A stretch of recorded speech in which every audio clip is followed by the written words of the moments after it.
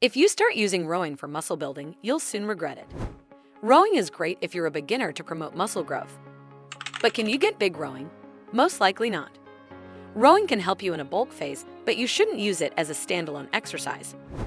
I'll explain why rowing is good for muscle growth, but not the best in a second. First, remember to like this video, subscribe to this channel, and buckle up for some in-depth science of rowing. Let's dive in. 1. How rowing promotes muscle growth. Let's start with a TLDW. Too long didn't watch. Rowing on gym machines offers a double benefit for muscle building, resistance and cardio. The resistance element of rowing primarily contributes to the mechanical stress necessary for muscle growth. The aerobic aspect means your muscles get more blood flow and nutrients. Plus, rowing can engage both slow twitch and fast twitch muscle fibers, so it can help you develop muscle strength and endurance.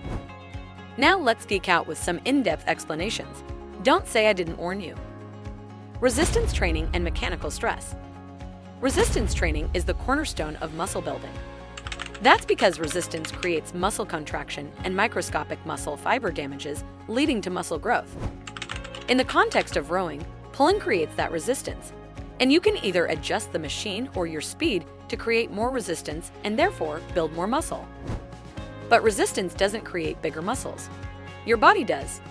And for that, you need the right nutrients. Enter aerobic training and blood flow. Aerobic training is associated with improving cardiovascular health, but its role in muscle building is equally important.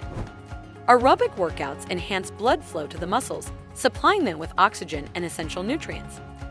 This improved circulation aids in muscle recovery and growth by facilitating the repair and rebuilding processes that follow resistance training. And nobody can deny that rowing machines offer good resistance training. We also have the matter of slow twitch versus fast twitch muscle fibers. Slow twitch fibers are more endurance-oriented, making them more efficient at using oxygen to generate fuel for continuous extended muscle contractions over a long time.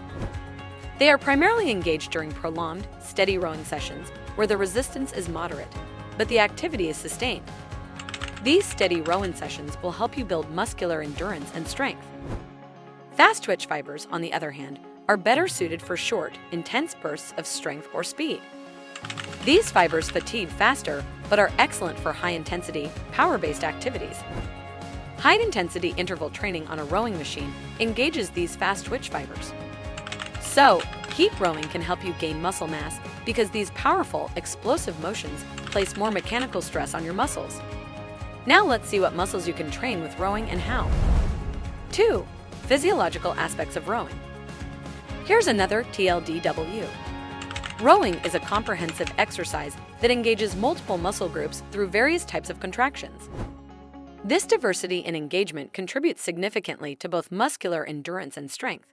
So rowing is an awesome workout for overall athletic development. Let's see how these muscles work for each phase of the rowing.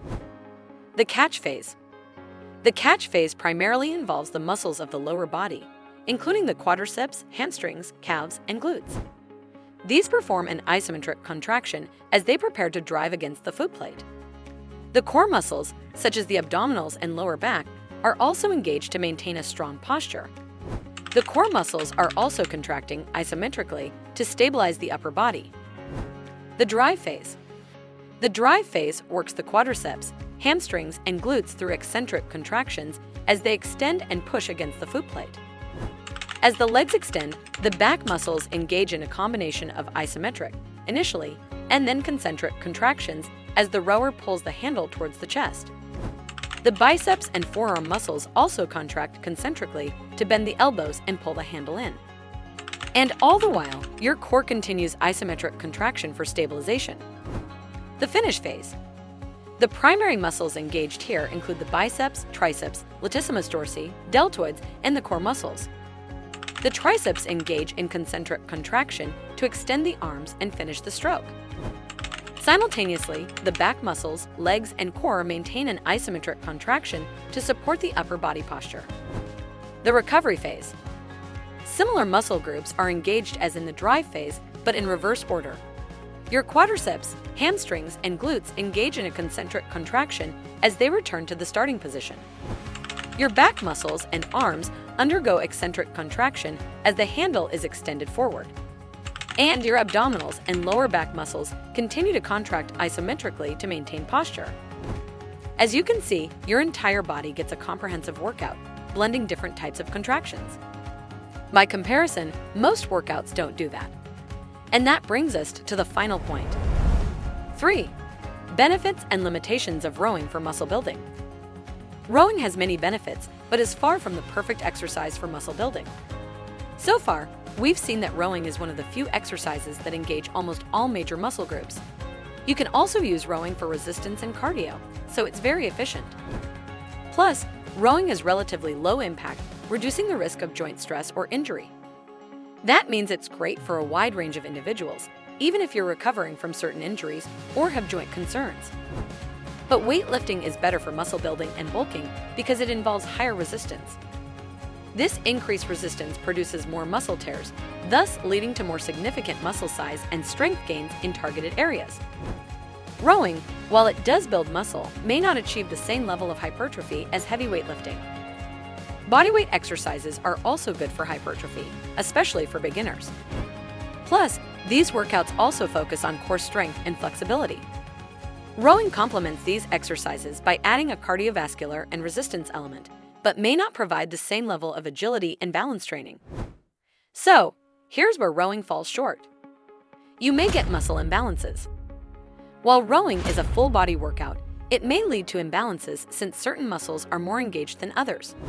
For instance, the emphasis on back and shoulder muscles might overshadow the development of the chest, core, and biceps.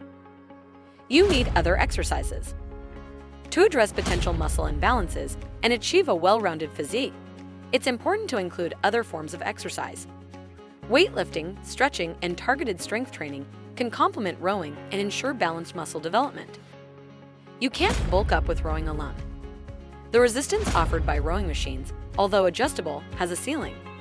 If you're seeking significant muscle hypertrophy, you'll need supplementary resistance training when your fitness level improves. To sum up, rowing is a powerful tool for overall muscle development. But to achieve a balanced and comprehensive muscle building regime, it should be combined with other forms of exercise that address its limitations, such as targeted resistance training and flexibility workouts. Now I'm curious to hear from you. Do you like rowing? Will you try it to speed up your muscle gains? Remember to like this video, subscribe to this channel, and let's move the chat to the comments.